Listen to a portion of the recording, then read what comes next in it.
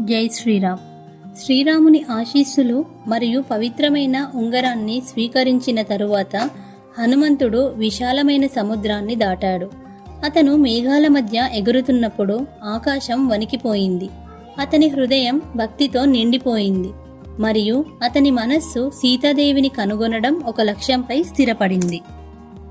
హనుమంతుడు ఎగురుతున్నప్పుడు అతను అనేక పరీక్షలను ఎదుర్కొన్నాడు. మైనాక పర్వతం విశ్రాంతి తీసుకోవడానికి పెరిగింది.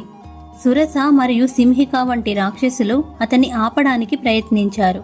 కానీ దయ, బలం మరియు తెలివితో హనుమంతుడు ప్రతి సవాలును అధిగమించాడు. అతను కేవలం శక్తితో ఎగరలేదు, ధర్మ లక్ష్యంతో ఎగురుతున్నాడు. చివరకు రావణుని బంగారు రాజ్యమైన లంకా తీరానికి చేరుకున్నాడు. రాత్రి పడుతుండగా హనుమంతుడు చిన్న కోతిలా కుంచుకుపోయి నిశ్శబ్దంగా నగరంలోకి ప్రవేశించాడు.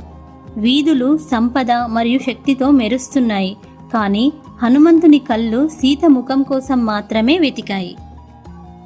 అతను రాజభవనాలు, తోటలు మరియు కారిడార్లలో తిరిగాడు, కానీ సీత ఎక్కడా కనిపించలేదు.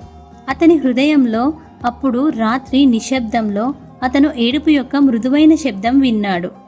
అతను దానిని అనుసరించి అశోకవాటికకు చేరుకున్నాడు. పుష్పించే చెట్లతో నిండిన రాక్షసులచే కాపలాగా ఉన్న నిర్మలమైన తోట. అక్కడ ఒక చెట్టు కింద ఒక స్త్రీ కూర్చుంది. ఆమె ముఖం పాలిపోయింది. ఆమె కళ్ళు కన్నీళ్లతో ఉబ్బి ఉన్నాయి. ఆవిడే సీత.